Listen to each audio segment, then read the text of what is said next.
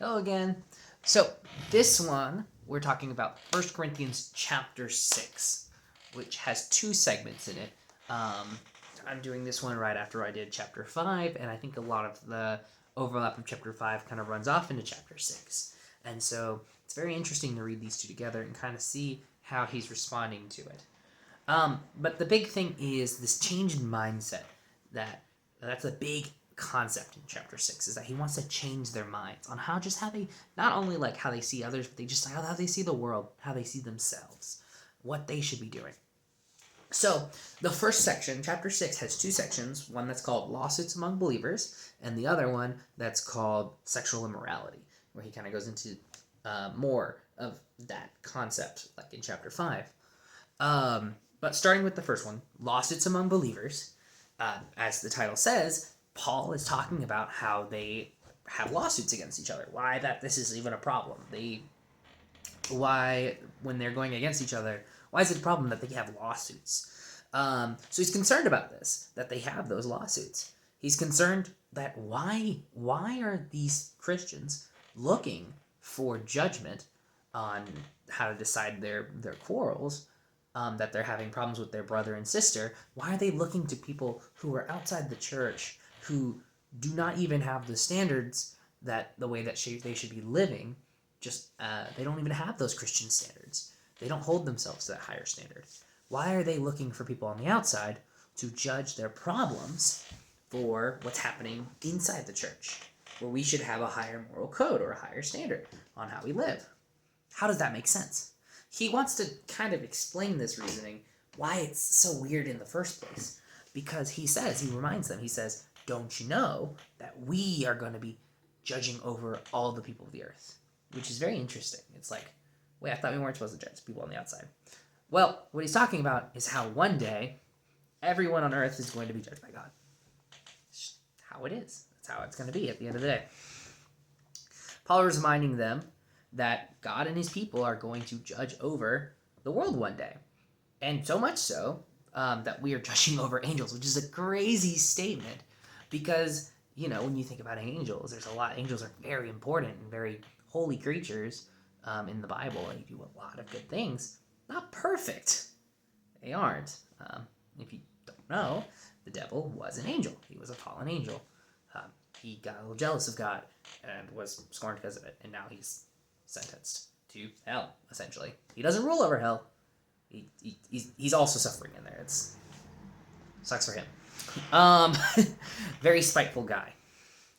But we are God's adopted children. That's one of the core things that we believe as Christians, is that because of what Jesus has done, God cares about us. He's always cared about us, but we are given kind of more power because God accepts us as his children, and we get to live a life that is pleasing to God. And because of that, we get those privileges, like being able to go to heaven one day. And so because we are God's chosen children, that is paid for by the sacrifice of his only begotten Son, meaning that like Jesus is the actual only real Son of God. We are just his creation, but Jesus is the actual Son, and we become adopted through that.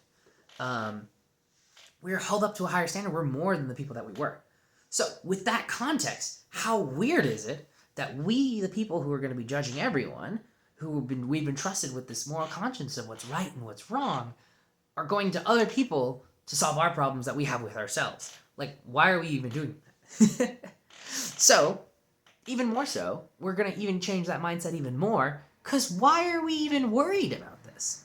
Because, remember that we are rewarded for being last in the world. The first will be last, the last will be first. And our pain that we get through doing what we do brings us honor at the end of the day. And so why are we mad that we're being cheated or we're being wronged against? We should be happy that that stuff is happening, that we're being put down for what we believe in, because we know at the end of the day that is exactly what we should be doing. It proves that we're doing things right. Of course, should not be us. We should not be the ones hurting each other and pushing each other down or causing these skirmishes. That's a different thing. They should not be doing that. And we need to be holding ourselves to a higher standard. Same thing in chapter 5. We should be holding ourselves up to a higher standard, and we should not be hurting each other.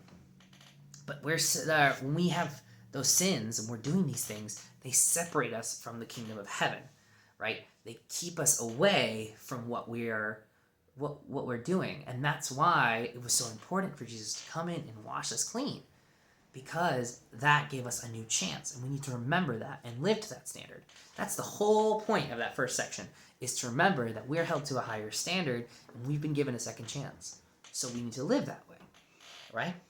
And so going down to that second section, it's about sexual immorality. So going off of this subject that we have been scrubbed clean by Jesus, now we're going into more of these. So this section is kind of like not a reiteration, but more of like a continuation of what happened in chapter 5 when he's talking about that sexual morality. But it's not just about the one guy anymore. Now it's about all of them, and how there's this problem that they have in their community, and that they're just being they're doing more sexual immoral things. And so a lot of it, he's also still trying to challenge that mindset. And so the very first thing that he says basically is he's saying, I can do anything. I'm allowed to do anything. I mean, I'm not legally allowed to go to a store and steal something, but I could. My body would let me. That doesn't mean that I should do it. Not everything's good for me. I'm in some places, in some states, you're legally allowed to, smoke weed as an adult. That doesn't mean it's a good thing for you. That doesn't mean that it's, helpful. We shouldn't just do things because we can or we're allowed to do that.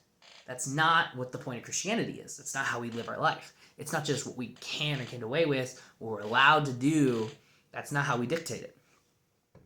But what we should do is live as God wants us to. He tells us exactly certain things that we should be worried about and what we should be doing, what things are sins and what things are not. So he continues on, and he kind of brings up this topic that they talk about, or this saying, and they use it in a very weird way. So it says, essentially, that the food is made for stomach, and the stomach is made for food. It's a weird sentence. Essentially, what they're trying to say is, if my stomach is hungry, it's made for food, I should eat food. I'm not going to go into the nitty gritty, but they're saying that's not just about the stomach. They're saying that means anything. That can apply to more than that. So use what you will in there. But Paul tries to stop them on their tracks there, because he says that is not how God made you. Because when God made your body was not made for things of sexual immorality. It just wasn't. It was not made that way. And he wants to set up this argument because maybe in the past, before they were saved, they were able to do certain things that they are no longer allowed to do because they were bought at a price. Their bodies were bought by the price of Jesus' blood, and now our bodies are made for the Lord instead of what they were able to do before, or what they felt like they were able to do, or whatever. Because, as Paul goes in, the sexual immorality is a sin, not just on the outside of your body, but on the inside of your body. It stains it, it blemishes. So, it's a disrespect, we'll make it a simple word. It disrespects our body. And so, but our body is of Christ now. And so, in our bodies, he reminds them that our bodies are the bodies of Christ. So when we disrespect our body, we're disrespecting Christ, essentially. And that's the comparison. You're doing that, you're disrespecting Christ, essentially. And so we need to honor ourselves, and we need to honor our bodies. And this is something that they need to get straight. So it's not it's the big idea is that they're changing their mindset. Again, it's not about what they can get away with, or what they can do, or what they thought they can do, what's legally allowed. It's what they should be doing, essentially. So, remembering that we are made clean through Jesus. All right, this is the section again. We're going to talk about all the unique words in chapter 6. That first section, the lawsuits among believers, verse 1 has ungodly. Verse 2 has cases and trivial. Verse 4 has disputes, ruling, scorned, whose. So all of those are unique words. I don't think whose is going to get you much, but it's good to know. Verse 6 has front. Verse 7 has cheated, completely defeated, and lawsuits. Verse 8 has cheat. Verse 9 has adulterers and sex and wrongdoers. Verse 10 has drunkards, slanderers, and thieves. And verse 11 has justified and washed. So all of those are the unique words in verse 6, in chapter 6, the first section. The second section, shorter, verse 12 has mastered. Verse 13 has meant. Verse 15 has unite. Verse 16 has unites, plural. Verse 18 has commits, and verse 19 has temples. So that's kind of part of the reason why unique words aren't always clear, set in stone. Sometimes they're just like different conjugations of a verb, and it's like unite versus unites. It's like, wow, that's not really that unique. Some of them are really unique. Like thieves, for instance. That's pretty distinct enough. There might be thief somewhere, but thieves, plural, or the act of thieving is unique in that sentence, right? Or wrongdoers. It's kind of unique enough where you're like, okay, that probably is just there. Of course, the only way to know is to go through the whole Bible or the whole book and be like, oh, that's where that word appears. So it's good to know all of them, but those are the distinctly unique words that are only appear in chapter 6. So take with that and use that to your knowledge. But yeah, if you have any questions, reach out, and excited to see you next.